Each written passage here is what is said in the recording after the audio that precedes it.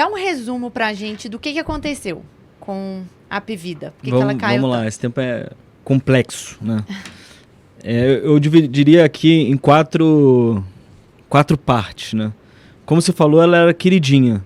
Né? Então, assim, o mercado de saúde é um mercado que cresce pra caramba, mercado resiliente, e o Brasil, dimensões continentais, né? 200 milhões de habitantes. Então, é um mercado muito atraente. Era a empresa que mais cresce organicamente desde 2014. Ou seja, há 8 anos, 9 anos, é a que mais cresce. Ou seja, poxa, que legal. Por quê? Porque ela tem um modelo verticalizado. Né? Então, ela consegue ter uma estrutura que ela consegue controlar melhor os custos do que as demais competidoras. Com isso, ela conseguiu 19% de participação de mercado. Então, todas essas qualidades aqui, tanto do mercado de saúde quanto da companhia, fizeram ela a queridinha da Bolsa. Né? Aí a gente vem para a parte 2, que é a tempestade perfeita, 2020, com Covid. E é engraçado porque o pessoal acha que o Covid em si foi que destruiu o segmento de saúde, mas não é verdade. Como todo mundo ficou em casa, lockdown, né, as economias pararam, o que aconteceu? As cirurgias eletivas, exames, todo mundo postergou. Né? Você provavelmente não foi ao médico em 2020. Né? Só se você teve um problema extremo. Então o que aconteceu? O resultado das companhias em 2020 foi recorde histórico de todas as companhias de saúde. Tá? Porque elas tiveram uma mesma receita e um patamar de gastos bem menor. Só ia no hospital quem estava com Covid. Né? A verdade é essa. Então, 2020 foi um ano histórico para a companhia. O que aconteceu com o mercado de saúde uma vez que você tem um resultado histórico?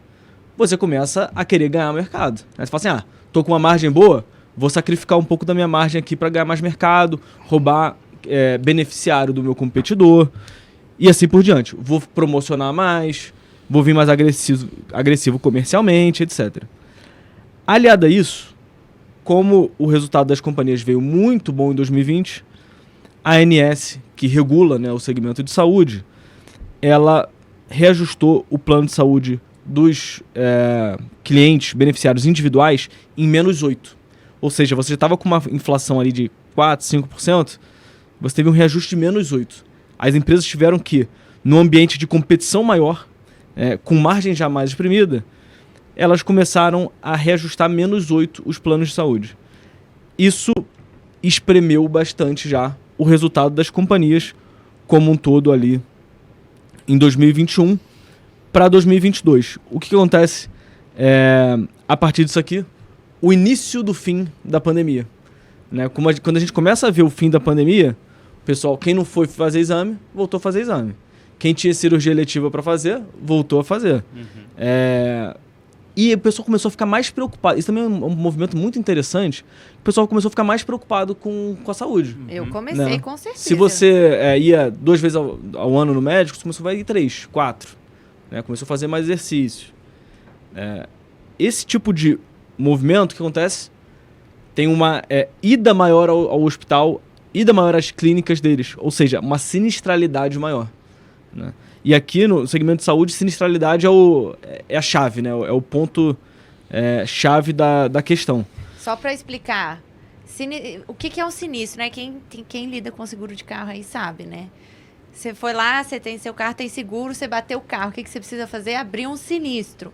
Então, no seguro-saúde é a mesma coisa. Toda vez que você vai lá no pronto atendimento, você usa o seu cartão do plano de saúde para fazer qualquer coisa, aquilo é um gasto para a seguradora e, portanto, um sinistro. Então, quando a gente fala sinistralidade, é qual o percentual da receita da seguradora vira gastos com cobertura mesmo daquele seguro, né? Exatamente. Então, juntando uma receita menor, os beneficiários indo mais às unidades, né, das empresas, fez com que a sinistralidade aumentasse. Né? E uma competição maior. Então a gente chega em 2022 num ambiente bem apertado. Né? Maior sinistralidade do segmento de saúde em 25 anos. Em 25 anos? Em 25 anos. Então, foi um movimento aqui destruidor. A verdade é essa. Foi um movimento destruidor que pegou todas elas, inclusive a Apvida. Para a Apvida, a gente tem um ponto a mais. que você comentou ali, o topo histórico dela foi quando ela anunciou a fusão com a GNDI.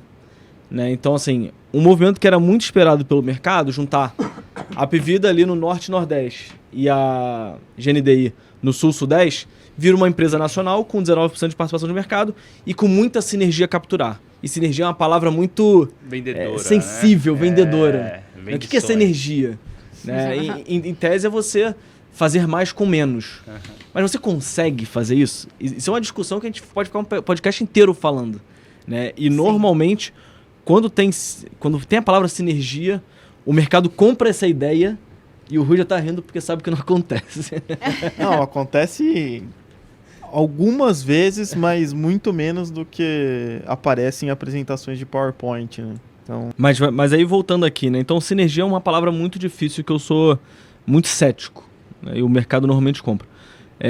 Ali, o pessoal enxergando as duas empresas sendo as maiores do Brasil, com 19% de participação de mercado e 110 bi de market cap, né, de valor de mercado, ou seja, um colosso de fato entre as 10 maiores empresas do Brasil.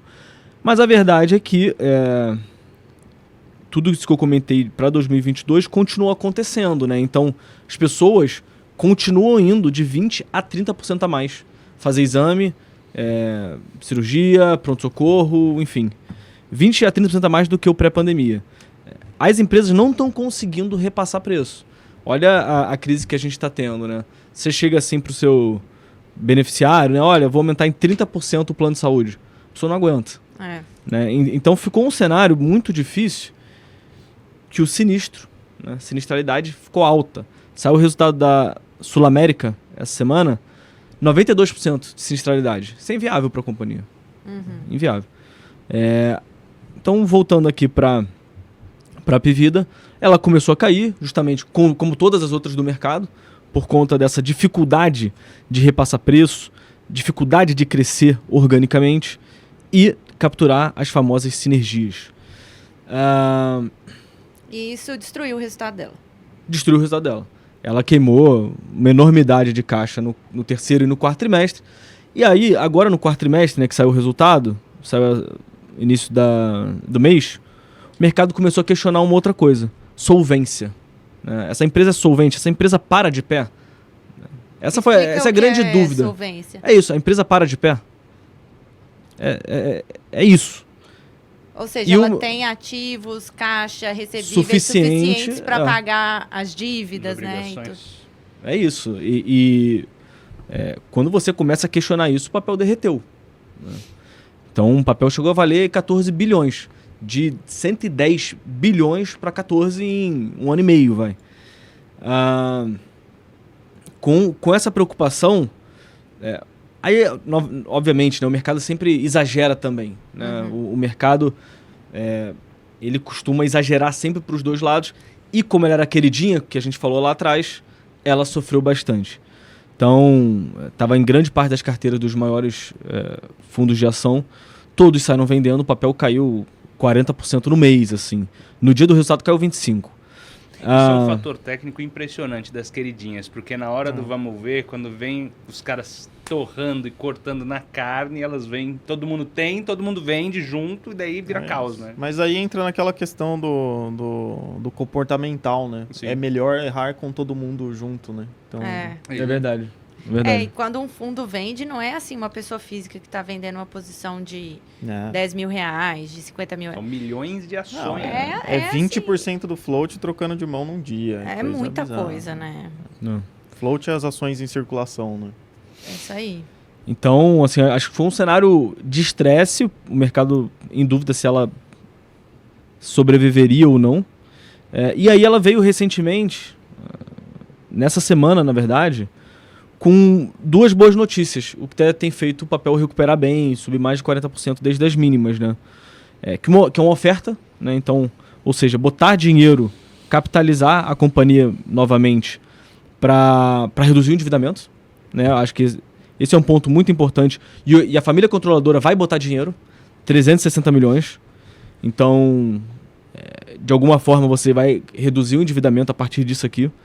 E o outro também venda de ativos. Né? Então ela pegou um pool ali de 10 hospitais que ela tem mais focados em São Paulo, ofereceu para diversos players, ela recebeu 6 ofertas, e a melhor oferta também foi da família controladora da companhia, de 1,25 bi. Né? Então, no final, a família controladora está botando 1,6 bi, mais o dinheiro da oferta que vai vir do mercado, que somando tudo isso dá 2,2 bi de caixa para a companhia, que devem entrar aí, né, nas próximas semanas, e ajudarão o caixa da companhia. Então, essa dúvida de a empresa para de pé, ela vai fechar as portas ou não, ela cessa pelo menos por hora. Isso tem feito o papel retomar um pouco aí desde as mínimas, né? Mais uma dúvida.